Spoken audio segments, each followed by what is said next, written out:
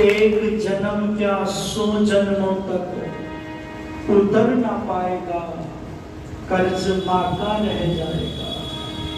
सारी सारी रात बैठकर कौन बिताएगा, और 9 महीने के गर्भ के अंदर जिक्र जो आएगा तो कर्ज माँ का रह जाएगा, माँ का रह जाएगा। कहना चाहता हूं मैं उन नौजवानों से जो इन अनमोल खजाने को छोड़ करके मंदिरों में भटकते हैं। गुरु नानक देव जी की वो पंक्तियां दिल में बैठा लेना, जो पत्थर को माने देवा, उसकी वृथा जावे सारी सेवा। जिस माता पिता ने हमारा निर्माण किया, उसको देवता नहीं माना हमने, उसको मूर्त नहीं समझा, ईश्वर की बनाई हुई मूर्त का तिरस्कार करके आदमी की बनाई हुई मूर्ति को पूजने चले हैं, पूजने चले हैं। राम प्रसाद बिस्मिल ने अपनी आत्मकथा में अपनी मां की प्रशंसा की है। राम प्रसाद बिस्मिल ने अपनी आत्मकथा में मां के लिए बहुत सारी बातें लिखी हैं। आज के नौजवान को राम प्रसाद बिस्मिल से प्रेरणा लेने की आवश्यकता है। राम प्रसाद बिस्मिल अपनी आत्मकथा लिखता है और उस आत्मकथा में ये कहता है कि मां, पछताना केवल इतना है कि तेरी सेवा नहीं कर सका। इस जन्म में तो माताओं की माता भारत माता की सेवा कर रहा हूं, अगला जन्म मिले तो तेरी कोख से मिले। और हर जन्म में मैं भगवान से यही कामना करता हूं कि मुझे हर बार तुझ जैसी ही माता मिले। मैं तेरे ऋण को नहीं चुका सकता, मैं तेरे ऋण को नहीं चुका सकता। राम प्रसाद बिस्मिल अपनी मां की प्रशंसा कर रहा है, दुख प्रकट कर रहा है कि तेरी सेवा नहीं कर सका। श्री राम ने कहा था, जननी जन्मभूमि से स्वर्गादपि गरीयसी, कि जननी और जन्मभूमि तो स्वर्ग से भी बढ़कर है, स्वर्ग से भी बढ़कर है। लोगों को मां की कीमत तब पता चलती है जब मां नहीं होती है। बहुत सुंदर पंक्तियां मैं अनेकों बार गाता हूं कि क्या होती है मां, कभी इस पर विचार करना। एक वरदान है, एक अनमोल मोती है, ये ईश्वर का हमको दिया हुआ। प्रवासी जी ने पंक्तियां लिखी थी कि मां एक ऐसी देवी है जो संतान के लिए सब कुछ समर्पण कर देती है, सब कुछ समर्पण कर देती है। उसके एहसान, उसकी बातें याद आती हैं और उन बातों को याद करते हुए अश्रुधारा बह जाती है कि अब भी पल पल याद आते हैं तेरे जो एहसान मां, तुझसे बढ़कर और न कोई दुनिया में भगवान मां। अब भी पल पल याद आते हैं, अब भी पल पल याद आते हैं तेरे जो एहसान मां, तुझसे बढ़कर और न कोई दुनिया में भगवान मां। अब भी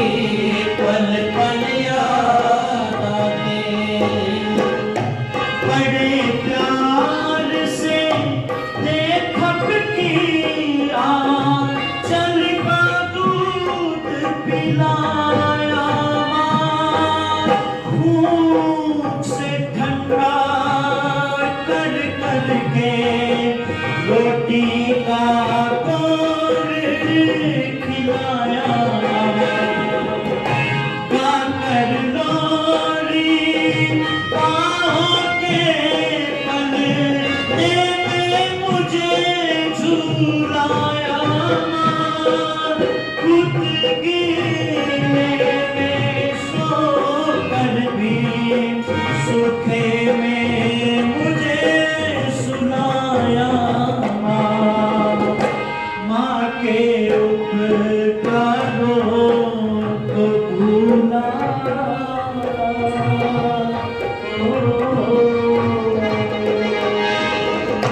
माँ के उपकारों को भूला, तो भी क्या इंसान तुझसे बढ़कर और न कोई दुनिया में भगवान अब भी पल पल याद आते हैं तेरे जो एहसान तुझसे बढ़कर और न कोई दुनिया में भगवान अब भी पल पल याद आते हैं।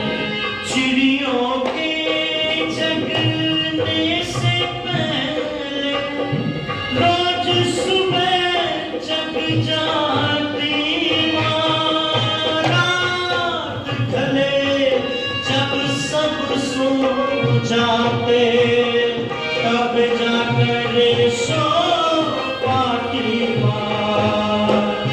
बड़े बड़े दुख दर्द सभी कुछ हंस करके सह जाती माँ, ताका बन कर बिखरे मोटे सदा समेट रहती माँ।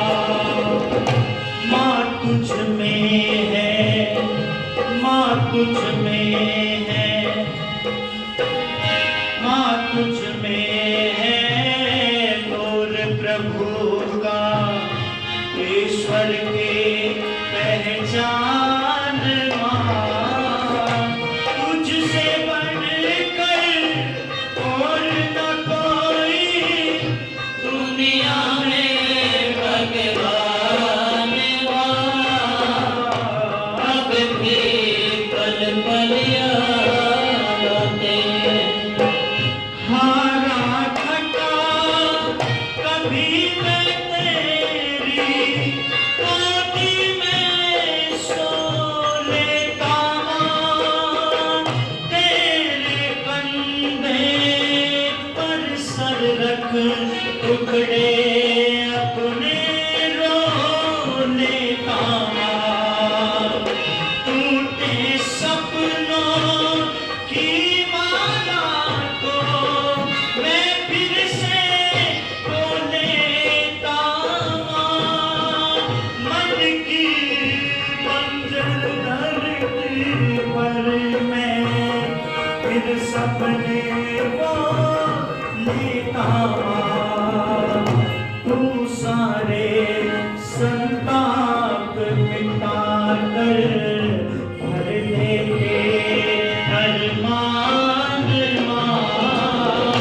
तुझसे बढ़कर और न कोई दुनिया में भगवान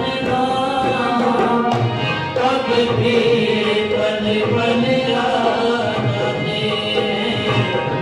अंत समय में आँख खोल कर मुझको ही देखा होगा, हर सूरत में मेरी सूरत को तूने ढूंढा होगा। अंत समय में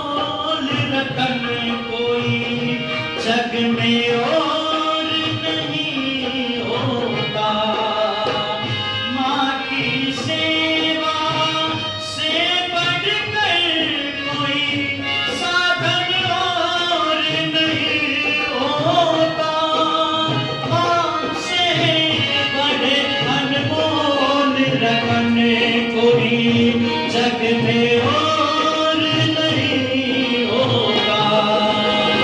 क्या सामर्थ्य प्रवासी में जो गा पाए गुणगान गान, तुझसे बढ़कर और न कोई दुनिया में भगवान मां। अब केवल बन याद आते हैं, अब केवल बन याद आते हैं, अब केवल बन याद आते हैं।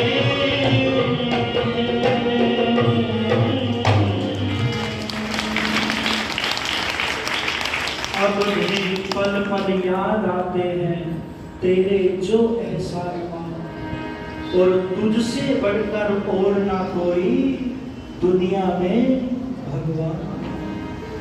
वेद ने कहा संतान कैसी हो, मात्रा भवतु सम, माता के समान मन वाली हो, माँ को प्रसन्न करने वाली हो, या यूं कहिएगा जैसे छत्रपति शिवाजी ने अपनी माँ को प्रसन्न किया, जैसे मर्यादा पुरुषोत्तम श्री राम ने अपनी माँ को प्रसन्न किया था, ऐसा हम भी अपनी माँ को प्रसन्न करें, उसके समान अपने मन को बना करके उसको संभाल करके रखें, उसकी पूजा करें।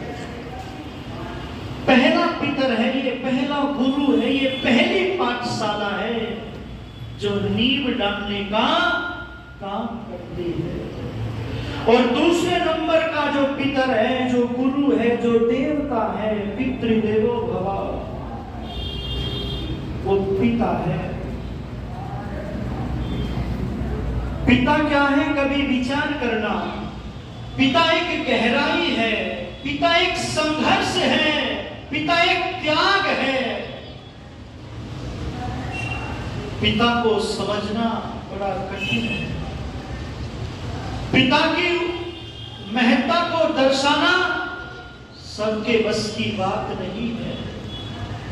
पिता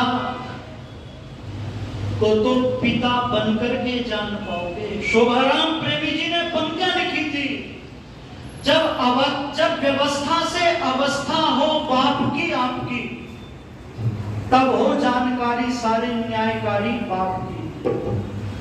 और बाप के उद्गार बाप बनकर जान पाओगे जब लगाओगे ना हिसाब, भूलों में पछताओगे, दुखों में बिताओगे वह घड़ी अभिशाप की, तब हो जानकारी सारी न्यायकारी बाप की, न्यायकारी बाप की।